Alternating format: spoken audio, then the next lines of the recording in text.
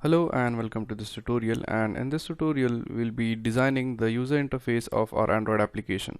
Now this tutorial is going to be the continuation of the previous tutorial in which we have designed this basic login screen for our application, and now in this tutorial we are going to study about some things which are called as resources.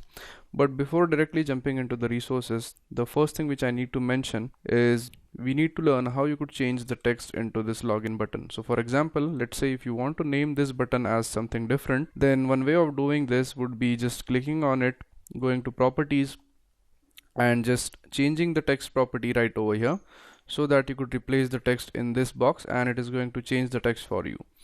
But one more method or one more way of doing this is by going into the XML file. So if you open up your XML file, you'll see that the button lies over here.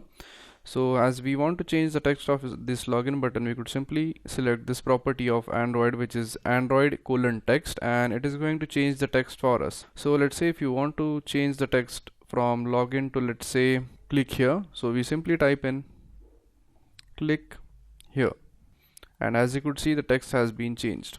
So even if we switch to the design view, you could see that the text in the button has been changed. Now one more thing which I want to discuss is how you could increase the size of this text area. So for example, in this login screen we have two text areas. One is to accept the email and the next one is to accept the password.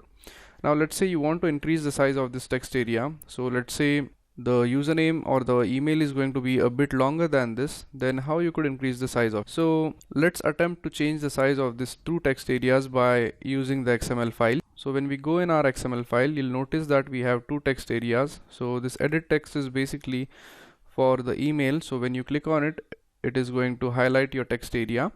So now in order to increase the size of this text area, we are going to type some simple code. So as you could see, the width of your text area is not yet mentioned here. So we go into this edit text tag and we simply type in Android:width, and then we are going to type the width which we want to specify. Now the thing is that you could specify the width in pixels, but the issue with pixels is that the size of every pixel on every different device is going to be different. So instead of using pixels directly, we are going to use a unit for defining pixels which is called as the density pixels. So in this case, I think that 320 density pixels would be sufficient width for our text area. So we go ahead and type Android width equals 320 dp, and dp stands for density pixels. So now we are done adding that. As you could see, the size of the text area has been increased.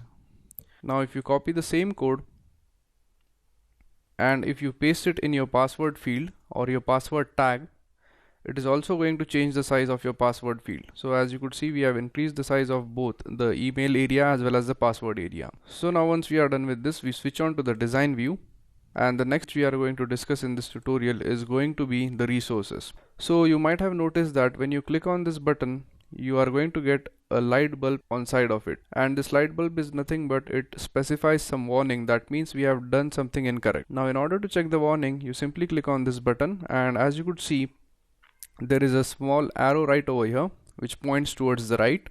Then you simply need to click on this arrow and you want to add a resource. Now before adding up the resource, there is a thing which I need to explain.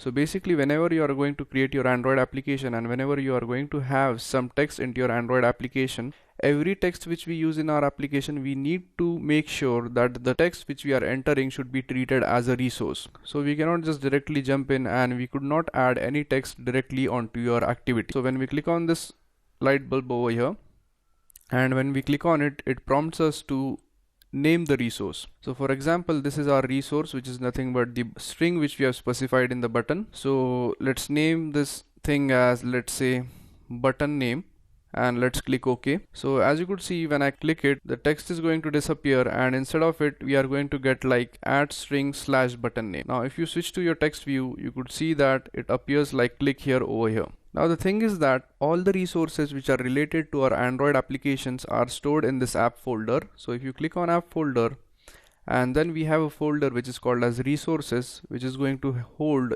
each and every resource which is required for our Android application. So if you click on it, you could see that we again have a folder which is called as values, and if you open this values folder, you are going to get a XML file which is going to store all the strings for us. So this is the XML file which is called as strings, and it is going to contain reference to each and every string. So when we open up the XML file, we are going to notice that each and every string which is used in our application is stored as a resource in this particular strings.xml file. So as you could see, we have the string name, which is nothing but the button name, and inside it we have stored the value, which is click here. So the main purpose of the string.xml file is to store each and every string used in our application as a resource, and it is going to refer to each and every string which is stored in our application.